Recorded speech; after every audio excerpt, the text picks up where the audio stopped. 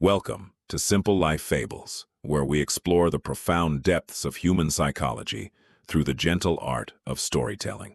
Meet Simon, a young man with a heart full of dreams and a voice that was always ready to share them. Everyone in the village knew Simon as the man of great plans, for he spoke of his ambitions with infectious enthusiasm. One sunny morning, he gathered the neighbors to announce that he would open the finest bakery the valley had ever seen. He described the smell of fresh sourdough and sweet tarts so vividly that the villagers could almost taste the delicious treats. They cheered for him, showering him with praise and validation, treating him like a successful business owner before he even started. Walking home that day, Simon felt a rush of dopamine, a sense of completion that tricked his brain into feeling satisfied. Because he had already received the reward of social approval, the burning drive to actually do the hard work simply vanished. Weeks turned into months, and the bakery remained a dusty, empty shell, while Simon avoided the questions of the disappointed villagers. Determined to regain their admiration, Simon announced a new passion, claiming he was destined to become a master of ceramic arts. He spoke of vases that would rival the royal collections, and once again, the village gave him the applause he craved.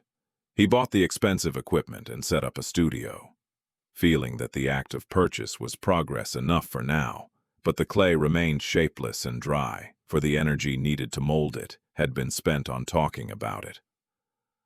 Slowly, the admiration of the village turned into skepticism, and Simon saw the respect fading from the eyes of his neighbors.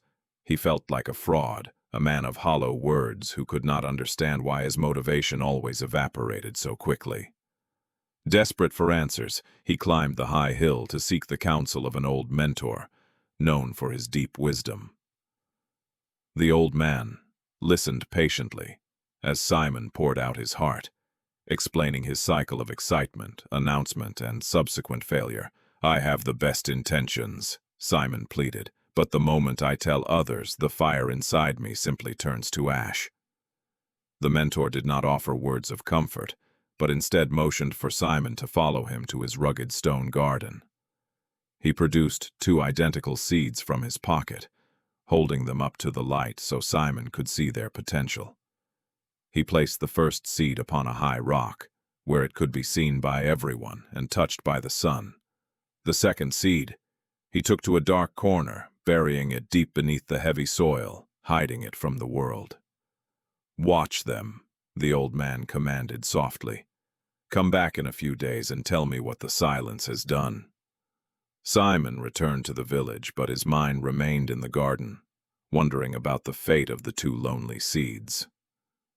When he returned, he rushed to the rock first, expecting the seed in the light to have grown strong and tall. But the seed on the rock was ruined, cracked open by the heat, dried out, before it could ever put down roots. "It had too much light too soon," the mentor explained. "It thought it had already arrived, so it ceased to strive." They moved to the dark soil, where a vibrant green sprout had broken through the earth, strong, resilient, and full of life. In the darkness and pressure of the soil, the seed had no choice but to grow roots to survive and rise. "Your plans are like seeds, Simon. If you expose them to the light of praise too early, they will wither. Psychology calls this social reality. When you announce a goal, your brain receives a premature reward, tricking you into satisfaction. You feel the satisfaction of the outcome without enduring the necessary pain of the journey, robbing you of the fuel to act." Simon looked down at his village, realizing that his addiction to their applause was the very chain holding him back from greatness. He thanked the mentor for the harsh truth and descended the hill, carrying a new secret strategy in his silent heart. Upon returning, he did not call a meeting. He quietly cleared away the debris of his past failures without a word. He unrolled a blueprint for a house he had always dreamed of building, a complex project that would require immense dedication. When neighbors asked what he was doing with the lumber and stone, he simply smiled, offered a vague greeting, and kept working. The village gossiped, assuming this was just another phase, expecting him to brag about the mansion he was going to build. But Simon remained silent. He embraced the darkness of the soil, channeling all his energy into the physical labor of creation. When the urge to share his progress arose, he fought it down, pouring that frustration into hammering another nail, laying another brick. Winter came, and the work was brutal. There was no applause to warm him, only the cold wind and his own resolve. He discovered that keeping his plans secret created a pressure cooker of internal motivation that drove him forward with relentless power. Slowly, undeniably, the structure rose from the ground. Not a castle of words, but a fortress of wood, stone, and sweat. His hands grew rough, but his spirit grew solid. He no longer needed the empty calories of cheap praise to feel worthy. As spring returned to the valley, the final coat of paint dried. The house stood complete, a masterpiece of patience and silence. Simon stood before his creation. He felt a deep, quiet joy that was infinitely more powerful than the cheering of any crowd. The villagers gathered, but this time they were silent with awe. They had not heard the promises, only seen the undeniable result.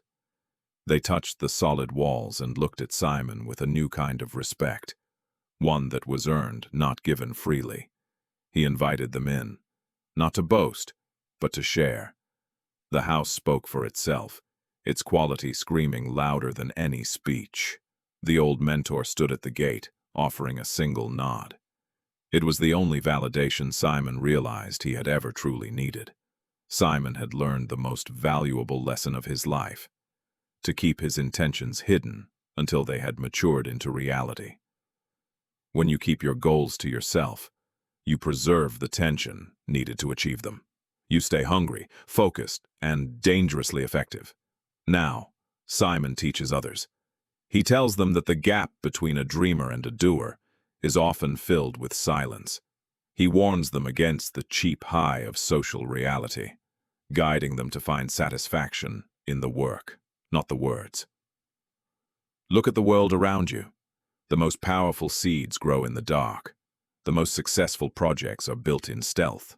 Like the seed in the soil, you must be willing to be buried, to be unseen, to be thought of as nothing. For if you sprout too soon for the sake of attention, you will have no roots to hold you when storms come. True confidence is quiet. It does not need to shout to be heard. It simply is, and the world eventually notices. So the next time you have a great idea, a massive goal, or a life-changing plan, try something different. Stay silent. Deny yourself the instant gratification of telling others. Let that energy build up inside you until you have no choice but to act. Work in the shadows. Grind when no one is watching. Build your empire, brick by brick, while the world assumes you are sleeping. Let them doubt you. Let them think you have given up. Their confusion will only make your eventual reveal more spectacular. Simon still dreams, but now he dreams with his eyes open and his mouth shut. He has become a master of silence.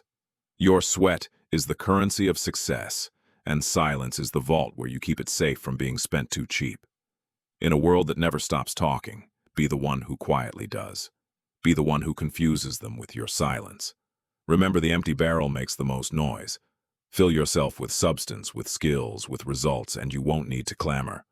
The journey from a talker to a doer is the most important travel you will ever make.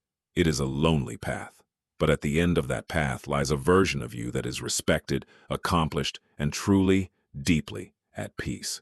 Protect your dreams. Don't expose them to the harsh light of judgment or the false warmth of praise before they are ready. Nurture them in the dark. Water them with your sweat, and one day they will provide shade for you and others. This is the lesson of the seed and the stone. This is the secret to breaking the cycle of failure and frustration. We hope Simon's story has planted a seed in your own mind today, one that you will nurture in your own silence.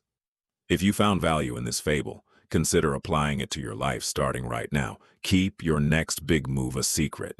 Thank you for watching and for walking this path of wisdom with us. Your time and attention are gifts we deeply cherish. This has been Simple Life Fables.